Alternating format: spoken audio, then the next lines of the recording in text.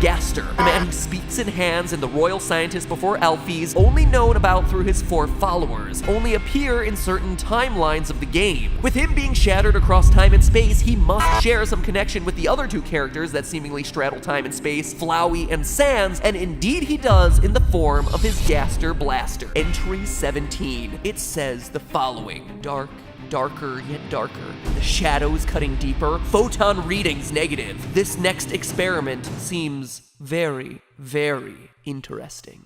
What do you 2 think? Based on the Gaster follower dialogue, he fell into, quote, his creation. Gaster himself fused his body with excessive amounts of determination. WD Gaster is Sans. WD Gaster is also Papyrus. Papyrus? How could he, the great Papyrus, be wrapped up in all of this?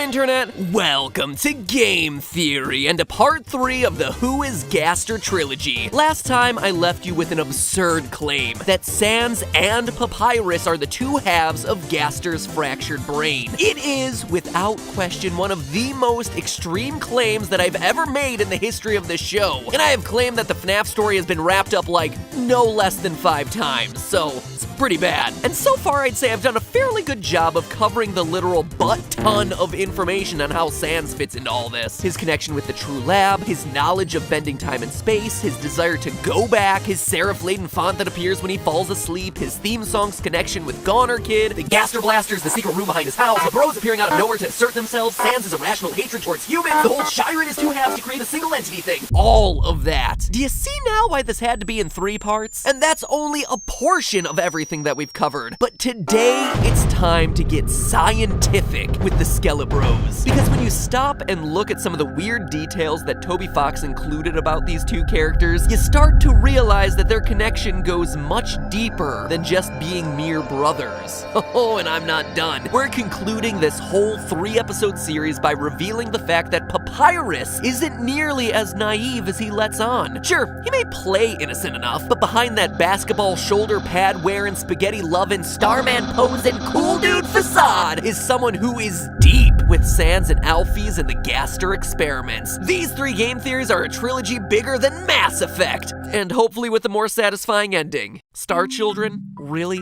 Go home, BioWare. You're drunk. And don't you dare for a second make Mass Effect Andromeda your sloppy seconds. It's coming out in March and we've barely seen anything about it. I am concerned. So I promised you science, and doggone it, we're gonna start with science. Specifically, the neuroscience of Undertale. Now, I'm pretty sure that you've probably heard the old adage by now that the 2 halves of the brain handle different parts of human functioning. The left is analytical and the right is creative. Now, while this may not be 100% scientifically accurate, it does have some basis in scientific reality. In the late 1960s, a man named Roger Sperry wanted to explore the extent to which the 2 halves of the human brain could function independently. To do this, he took some volunteers and severed their corpus callosum, aka the nerve fibers that carry signals between the 2 halves of the brain. And that, ladies and gentlemen, is why you gotta read the fine print when you sell your body to science. Aw, hey, I'm just a college student in need of some extra date money. Cindy in women's studies. She's pretty cute. Welcome to the experiment, kid. We're cutting your brain in 2. Gee willikers, scientist, that sounds dangerous. Ah, those nerves aren't important. Here's $20. Nighty-night. Now where's my Nobel Prize? Okay, but in all seriousness, this guy wasn't just hacking away at McNugget-starved brains. In ye olden days of the 60s, this is actually how they cured extreme cases of epilepsy, by dividing the brains right down the middle. And although the patients were able to live normal lives, every so often a strange functional gap would start to pop up. Not being able to identify something that they saw, having trouble with a word, perceiving something on one side of the body but not on the other. So Sperry studied these perceptual gaps and confirmed that the 2 halves of the brain are indeed specialized in specific functions. The left brain is the verbal and logical center. It It can break down numbers and words and analyze situations. Conversely, the right brain is the nonverbal and intuitive center. It thinks in pictures or patterns. It's involved when you're making a map or giving directions, but can only produce rudimentary words and phrases. However, it contributes the emotional context to language. In the words of Sperry himself, the great pleasure and feeling in my right brain is more than my left brain can find the words to tell you. Get it? Because the right brain has feelings, but the left brain is the one who does all the talking. Anyway, it'll all make sense when we look at how this applies to Gaster and the two Skelebros. Papyrus dreams big. He wants to capture humans to impress Undyne and wants to join the Royal Guard. The cares in his world are whimsical. He likes japes and gags and even wears a caped costume at all times. Sans also mentions that Papyrus gets cranky without a bedtime story. He wears his emotions on his Starman-inspired sleeve, becoming flustered if the player even hints at flirting with him. Basically, Papyrus seems very emotionally driven. He's very much the right brain. Sans, on the other hand, seems a lot more analytical and logical than his brother. He's very sarcastic, dry, witty, clever. At times, it's difficult to tell if he's being serious or very, very threatening. He's also shown to be extremely intelligent. While Papyrus takes a little bit of time to figure out that the player's human, Sans sees it immediately. And in genocide runs, Sans sees through the player's facade for the monster that they are. He even asks them to continue pretending to be a human for Papyrus's sake. Sans, for all his joking, is very logical, interested in science and the time-space continuum, driven by reasoning. He's the left brain. And sure, those surface connections are all well and good, but I wouldn't be making this claim if it didn't go a whole lot deeper. So let's take a minute to look at the Skelebros puzzle section in Snowden.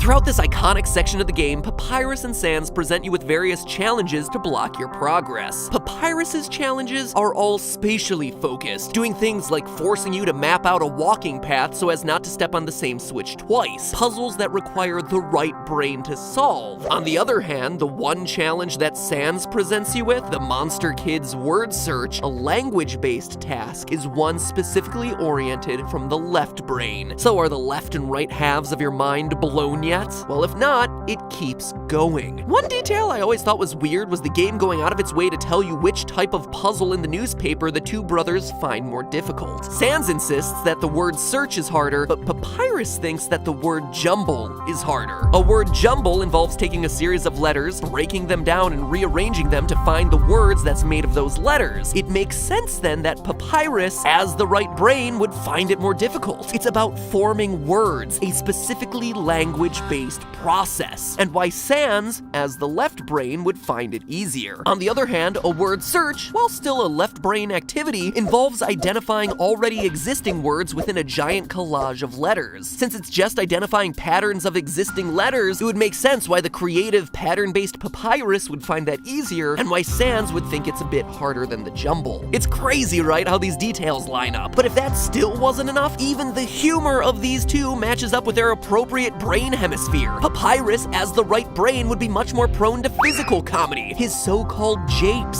Sans, as the left brain and linguistics center, would get endless amounts of joy out of wordplay. Things like, say, bad puns. Oh well, wouldn't you know? In fact, that's why so many of you get such cringy joy out of my bad puns on Twitter. As theorists, most of us, myself included, are analytical left brains, so a witty turn of phrase will keep us raffle-coptering for days. Then there's the true pacifist ending, where Papyrus doesn't know the word for sun, having to rely on Sans to tell him. Yet another language-based knowledge item, and yet another odd detail that gets explained away by the split brain theory. Even their handedness aligns. Sans greets the protagonist with a handshake using his left hand, holds and drinks a ketchup bottle with his left hand while dining at Grillby's, steers a tricycle using his left hand in the true pacifist credits, and even manipulates gravity during the genocide boss battle with, you guessed it, his left hand. Now, admittedly, we don't get to see Papyrus move quite as much, but he does scratch his chin with his right hand, an action you would be a lot more comfortable doing with your dominant side. And yes, a quick disclaimer, since I know it's going to appear in the comments, I know that handedness is at least partially controlled by the opposite hemisphere of the brain, but I'm saying from a symbolic left-right perspective and not a functional one. But just like the slap chop guy, I'm still not done, because if we want to dive into semantics, we can even use the names of the skeletons to connect them even further. As we mentioned last episode, W.D. Gaster's name appears to be a combination of two different fonts, Wingdings and Aster. Wingdings is a completely very silly font. It's a joke, nearly unreadable to anyone who doesn't know how to decode it. This lines up with the ridiculous, scheming Papyrus. Gaster, on the other hand, is a very serious, very color between the lines, normal-looking font. And this lines up with Sans, who, despite his jokester appearance, is very serious underneath, casting judgment on you in the final minutes of the game, holding down multiple jobs, having some mysterious role in the determination experiments, being very focused into his research on the time-space continuum. So yeah,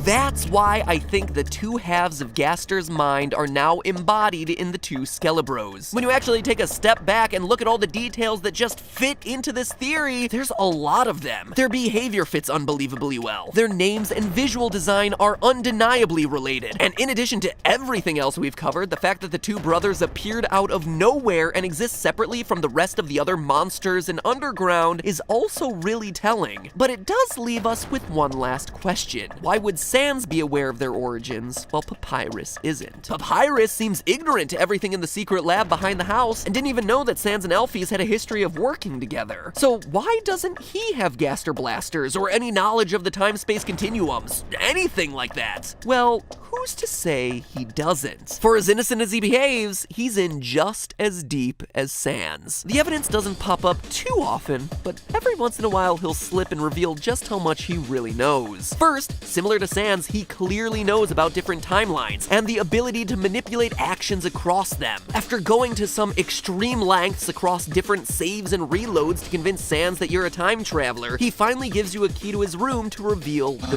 truth. Go in and what you find will shock you. He tricks you into running on a treadmill. Funny, sure, but the real mind blow here is when Papyrus enters and asks, "Is Sans pranking you across time and space?" I hate it when he does that. So clearly he knows about Sans's timeline hopping and isn't weirded out by it. Then, in the true pacifist ending, Papyrus exclaims that this is the worst ending since he's not a royal guard. Haha, that's funny. But wait, what? Saying that this is the worst ending implies that he knows other endings are possible, again demonstrating a knowledge of different timelines he seemed ignorant of for the rest of the game. And then what about his connection with Gaster? Well, like Sans, he's also able to manipulate gravity, once again implying that they are two halves of the same whole. It's also worth noting that it's the only one of the soul modes that actually manipulates a spatial law. Green gives you a shield, yellow is had by pressing a button, and purple is a bunch of spider webs, but blue changes gravity. It's no small feat, but it goes beyond that. In one of the patches to the game, if you stop a genocide run by sparing Papyrus, he says that it's good you stopped when it did. If you hadn't, he would have had to use his special attack, and that the player would have been, quote,